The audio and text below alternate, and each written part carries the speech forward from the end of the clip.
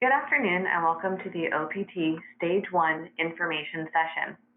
My name is Emily Kawahara and I am an International Student Advisor at ISPO. We are going to discuss the first few steps of the OPT process. On your screen, you should see the homepage of the International Students and Programs Office webpage. You can always find this webpage by typing istudents.ucsd.edu into your browser. There are a few ways to navigate to the OPT webpage.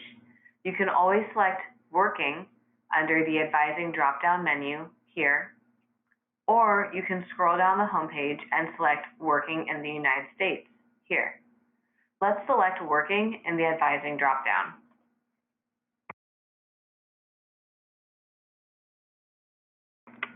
You will come to the Working landing page on your screen, which gives you a few options for the type of work you want to learn more about. Select the option for working after graduating. You will then come to the landing page for the types of work authorizations available to UCSD students on the F1 visa and the J1 visa. OPT is the work authorization available for students on the F1 visa. Please select F1 Post-Completion Optional Practical Training here. Next, you will see three options: initial 12-month STEM or initial 12-month OPT, 24-month STEM OPT extension, and CAP-GAP extension for H-1B visa applicants. We will be discussing the process for the initial 12-month OPT application. Even if you are in a STEM field, you will not be applying for the 24-month STEM OPT extension at this time. The 24-month STEM OPT extension is an application that eligible students can submit in their final 3 months of the initial 12-month OPT. Think of it this way: the 24-month STEM OPT application is an extension, so you must apply and be approved for the 12-month OPT in order to have something to extend. All right, so let's select the initial 12-month OPT option.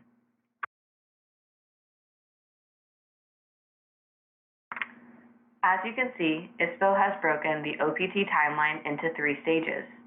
Stage 1 discusses how to request the OPT I-20 from ISPO. Stage 2 discusses how to compile an OPT application and mail the application to USCIS. Stage 3 discusses how to maintain your F1 status while your OPT application is pending with USCIS, and how to maintain your F1 status once your OPT application is approved. In this webinar, we will only address Stage 1. In this OPT Stage 1 information session, I will explain what OPT is, the timeline of applying for OPT, and how to request an OPT I-20 from ISPO. After attending this webinar, I encourage you to select the Learn More button for Stage 2 and Stage 3. You can also watch the pre-recorded webinars for Stage 2 and Stage 3, or sign up for the in-person Stage 2 workshop and sign up for the live Stage 3 webinar by clicking the OPT Information Sessions schedule. So let's learn more about Stage 1. Within Stage 1, we have 4 steps. We will start at Step 1, Confirm OPT Eligibility. It is first important to ensure you are eligible for OPT by understanding the basics of OPT. OPT stands for Optional Practical Training. It is a benefit of the F1 student status, which means you are eligible to apply for the OPT work authorization, but it is not a work authorization automatically given to you. Since it is optional practical training, your employment while using the OPT work authorization must be directly related to your field of study. In other words, you are putting into practice the skills you were trained on in the classroom. If you are an undergraduate student, this means your employment must relate to your major field, and if you are a graduate student, this means your employment must relate to your department field. The initial OPT is for 12 months. Initially, since your OPT is a benefit of the F1 student status, you will maintain your F1 student status during the OPT period. As you know, during your program, you maintain your F1 status by staying enrolled full-time during academic quarters. Once you complete your academic program and are approved for OPT, instead of enrolling full-time, you maintain your F1 status by maintaining employment. Please attend the OPT Stage 3 information session, which I showed you earlier, for more details. There are two types of OPT: pre-completion OPT and post-completion OPT. Pre-completion OPT is a work authorization during an academic program, but if you're eligible for curricular practical training or CPT, it is highly recommended that you use CPT instead. If you have questions about pre-completion OPT, please attend walk-in advising to discuss with an ISPO advisor. For this information session, we will be focusing on post-completion OPT. Post-completion OPT is an authorization to work after you have completed your academic program. Please note that you might be submitting your OPT application while you are still pursuing your academic degree, but this is still post-completion OPT, not pre-completion OPT, because you will be using the work authorization after you finish your program of study. To be eligible to apply for OPT, you must have been enrolled on a full-time basis, 12 units or more, or with an approved reduced course load for at least one academic year, which is 3 quarters. This one academic year must also have been completed on the same SEVIS record and must be the same SEVIS record you have when applying for OPT. To be eligible to apply for OPT, if you already had a period of approved OPT, you must be completing a higher degree level. This means you cannot apply for OPT after an undergraduate degree. This means you can apply for OPT after an undergraduate degree, then be eligible for another OPT period after a master's degree, and yet another after a PhD, but you cannot go in the reverse order. In other words, if you have already applied and been approved for OPT after a PhD, then you cannot apply for OPT after a master's degree. You might be eligible to apply after completing an MBA, but it is up to USCIS to determine if the MBA is considered a higher degree or enough of a different degree than a PhD. Lastly, you are eligible to apply for OPT up to 90 days before your program end date and up to 60 days after your program end date. We will talk more about this in step 2 when we determine your post-completion OPT timeline.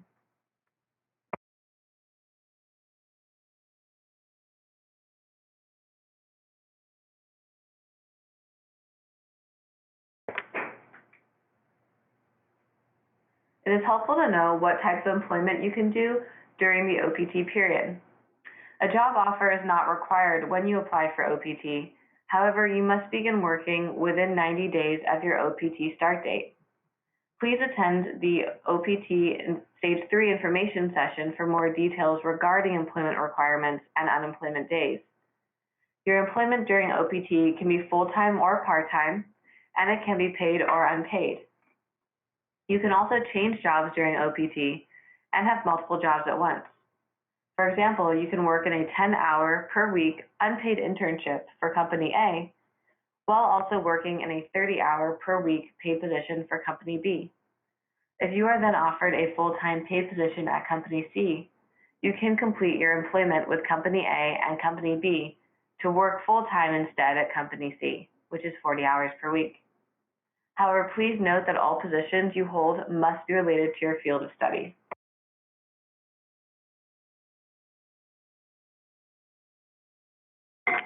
All right, so on to step 2, determine post-completion OPT timeline.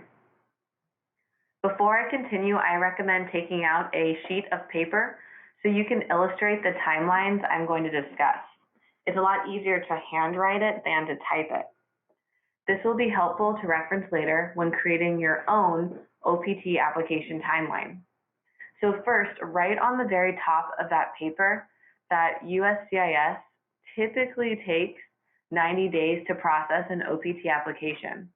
However, during the busier quarters, USCIS can take closer to 4 or even 5 months to process an OPT application. Okay, so now that you know the USCIS processing time, let's talk about planning your timeline. As I mentioned earlier, there's a window which you can submit your OPT application, and it is based around your academic completion date.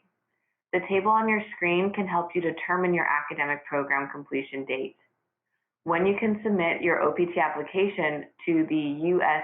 Citizenship and Immigration Services, or USCIS, entirely depends on your program completion date. The first column is the graduating quarter, and the second column is the last day of the quarter. Typically, your program completion date is the last day of your final quarter. For example, if you are graduating spring 2020, then the last day of the quarter is June 12, 2020, and your program completion date would be June 12, 2020. The OPT application must be received by USCIS no earlier than 90 days before June 12, 2020, which is the date in column 3, and no later than 60 days after June 12, 2020, which is the date in column 4. This is how you determine your 5-month OPT application window. The only time the last day of your final quarter will not be your academic program completion date is if you are a graduate student and you have an on-campus position that requires you to complete grading after finals, which is the example down here, or if you are a graduate student and you have a comprehensive exam or thesis defense, which is the example here.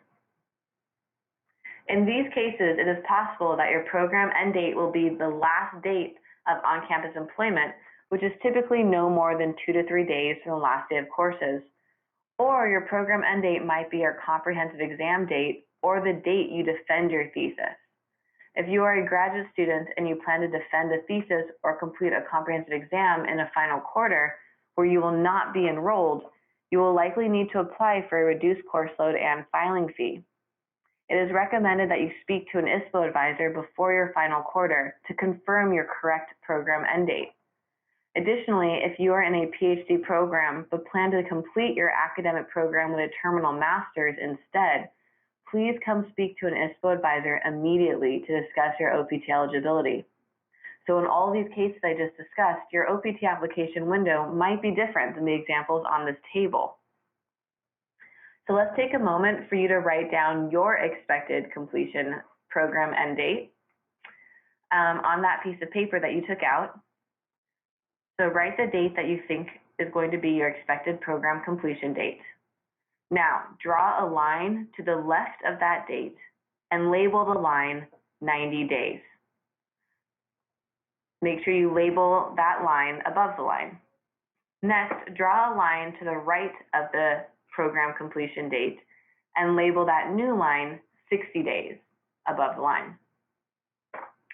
All right, so now that you know when USCIS can receive your OPT application, the 90 days before and the 60 days after, you need to determine when you would like your OPT period to begin. The 5th column shows your eligible OPT start dates. You are eligible to request an OPT start date during the 60 days after your academic program completion date. If your academic program completion date is June 12th, 2020, then you can choose an OPT start date from June 13, 2020 to August 11, 2020. USCIS will try to give you the OPT start date that you requested, but it is not guaranteed. USCIS will never backdate an OPT start date. Just remember that you cannot begin employment until you have received the OPT approval and are given your actual OPT start date by USCIS. Now, remember that you are applying for 12 months of OPT unless you choose to apply for less. Once you select your OPT start date, your OPT end date will be 365 days later, which is 12 months. You will be asked for your requested OPT start date and your requested OPT end date on your OPT I-20 request in iPortal, which I will discuss shortly. So let's take a moment here again for you to add to your own OPT timeline. Over the line that you had previously labeled 60 days, draw an identical line above it and label it Possible OPT Start Date to Request. So again, you're going to label it Possible OPT Start Date to Request. Under this new label, write the date after your program end date. So if your program end date is June 12, 2020, write under the new label June 13, 2020. And then write from June 13, 2020 to 60 days after June 12, 2020. So what this means is that you have given yourself an illustration of the 60-day window during which you can select a possible OPT start date.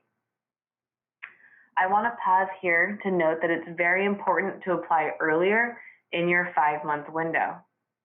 So students are not eligible to work in their initial OPT more than 14 months from the date a student completed the academic program. So on your piece of paper, write again your expected program completion date and then add 14 months to that. So if your program end date is June 12, 2020, then adding 14 months would give you August 10, 2021. If your end date is June 12, 2020, which again is spring 2020, USCIS will never approve an OPT end date later than August 10, 2021. If you apply for OPT in your 5-month window, then this should not, or early in your 5-month window, then this should not be an issue.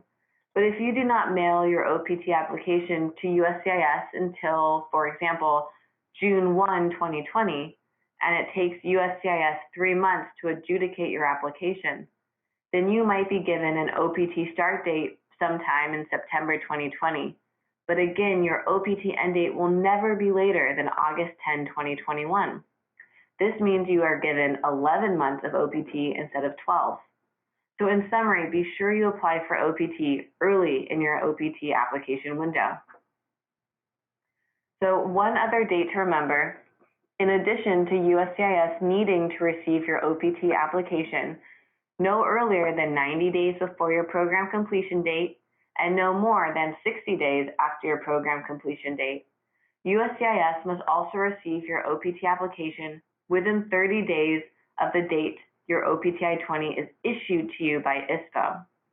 This means you should not apply for your OPT I-20 from ISPO until you are ready to submit the OPT application. The last column in the table on your screen shows the earliest date that USCIS will accept an OPT I-20 request through iPortal based on your academic program completion date. So right now, write on that piece of paper these words: USCIS must receive OPT application no later than 30 days from date issued on OPT I-20. Again, USCIS must receive OPT application no later than 30 days from date issued on OPT I-20. All right, so next we're going to discuss Step 3, requesting an OPT I-20 from ISPO. So you will compile the OPT application, which is detailed in the OPT Stage 2 information session. However, the only document you need from ISPO for this application is an OPT I-20. There are 2 steps to applying for the OPT I-20. First, you must submit the post-completion OPT administrative processing fee of $100. For students who have not been offered a postdoctoral scholar position at UCSD for the OPT period, you can use the Submit Payment link to pay for OPT administrative processing fee. For students who have been accepted to a postdoctoral position at UC San Diego for the OPT period, your department will pay the fee for you. Please direct your hiring department to the Employing International Students link for instructions for how to complete this fee on your behalf.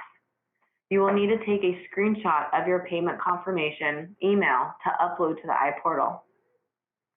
Second, you will use the link on this webpage to log into the iPortal database to request your OPT I-20 from ISPO. Use the OPT I-20 request guide down here to assist you through the iPortal. You will need to upload the screenshot of your payment confirmation email and a screenshot of your most recent I-94. Once you submit your request through iPortal, it will first be routed to your college advisor or your graduate coordinator to approve the academic program end date you entered. Once approved, it will be routed to an ISPO advisor. If approved by an ISPO advisor, an OPT I-20 will be processed for you.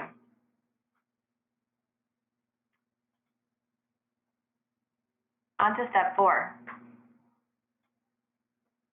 Your OPT I-20 will be issued within 7 business days from your originally submitted request. You can always monitor the status of your request through iPortal. You will be notified when the document is ready to be picked up or when the document is mailed if you requested that the document be mailed to you. Be sure to sign the new I-20 and make note of the date issued next to the DSO signature on page 1. Remember that USCIS must receive your complete OPT application within 30 days of the date issued. Be sure to keep all of your previous I-20s, even when you've received an updated document. That completes the OPT Stage 1 information session. Again, please do watch either the pre-recorded webinars for OPT Stage 2 and OPT Stage 3, or attend the live in-person Stage 2 information session, or watch the live Stage 3 webinar. Thanks again for joining us. Watch more webinars and attend in-person workshops by visiting iwebinars.ucsd.edu.